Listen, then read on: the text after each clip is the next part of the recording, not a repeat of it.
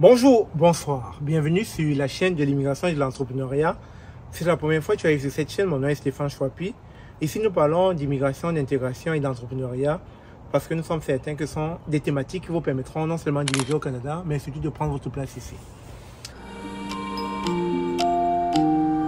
Bonjour, bonsoir, bienvenue chez notre partenaire Lobaf, bienvenue sur la chaîne Immigration et Entrepreneuriat. Alors, vous savez qu'on a lancé la toute première formation « Comment ouvrir une épicerie au Canada ». Avec mon partenaire, on vous accompagne à lancer une épicerie comme celle-ci, mais bien sûr, ça va demander que vous soyez concentré, que vous soyez assidu, parce que vraiment, il y a des personnes qu'on accompagne qui n'ont pas le mindset entrepreneuriat et qui pensent que les choses vont se faire d'elles-mêmes. Non, non, non, non. Ça va vous demander beaucoup d'efforts. Et si c'est une formation qui vous intéresse, cliquez sur le lien dans la description de cette vidéo. Il nous fera plaisir de vous accompagner afin que vous puissiez avoir une épicerie comme celle-ci. À très bientôt.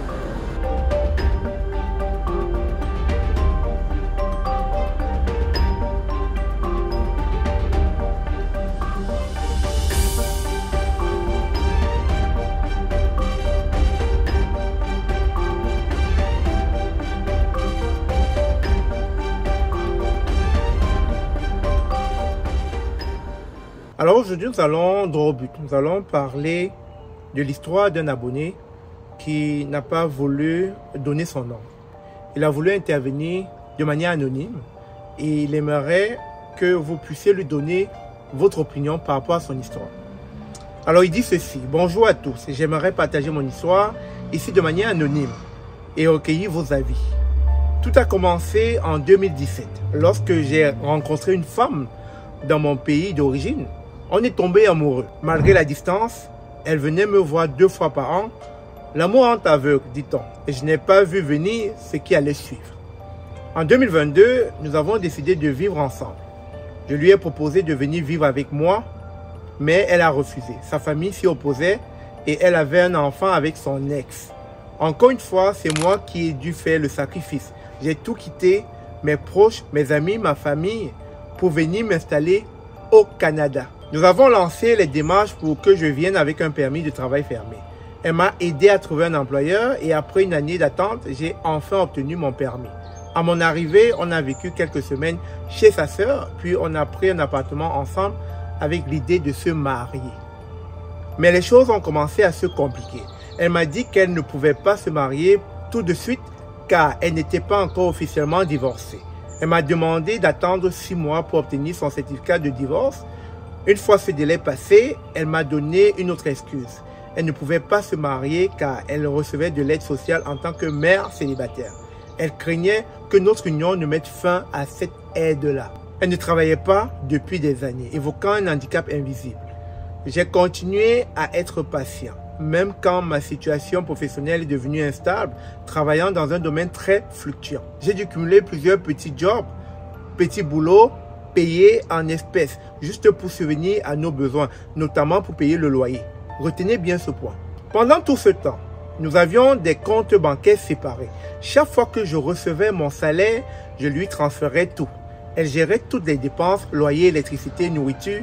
Je ne comprenais pas encore le système ici, mais au fil du temps, j'ai commencé à douter. Elle me disait toujours qu'il ne restait plus rien sur notre compte, alors qu'on gagnait ensemble environ 6 000 $ par mois. Tenez-vous tranquille, c'est la somme familiale qu'il faisait par mois, les 2 comptes réunis, sans compter les petits jobs d'été à domicile.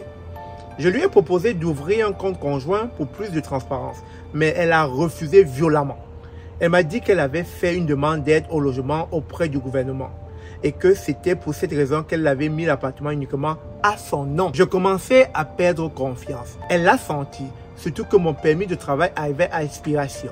C'est là qu'elle m'a proposé de faire un test de français pour entamer une demande de résidence permanente. J'ai refusé, trop déçu et fatigué de faire des efforts à sens unique. Finalement, elle a suggéré une demande en tant que conjoint de fait, vu qu'on vivait ensemble depuis plus d'1 an.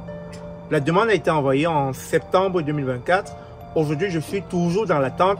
Mon dossier est bloqué au stade du contrôle des antécédents judiciaires.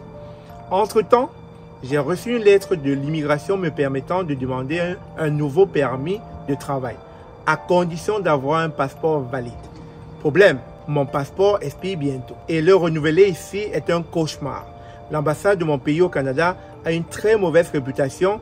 J'ai donc dû prendre rendez-vous en France. Mon permis actuel expire dans 2 mois. Je suis mentalement épuisé. Je me demande s'il ne vaudrait pas mieux tout arrêter, laisser mon permis expirer et quitter le pays en paix. Et revenir ensuite en tant qu'homme libre via l'entrée express, sans avoir à porter le poids de cette relation, ni devoir affronter la famille de cette femme qui pourrait penser que je l'ai utilisée juste pour obtenir la résidence permanente. Et comme si tout cela ne suffisait pas, aujourd'hui elle me demande de faire une demande en mariage traditionnel et de lui faire une proposition officielle, alors que tant de choses restent floues entre nous et que je doute même de ses intentions. Merci à ceux qui auront pris le temps de lire.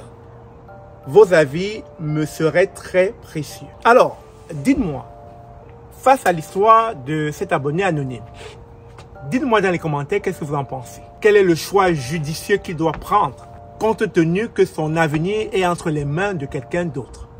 Que lui conseillez-vous? Dites-le moi dans les commentaires. On se dit à très bientôt, je vous aime comme d'habitude. Au revoir.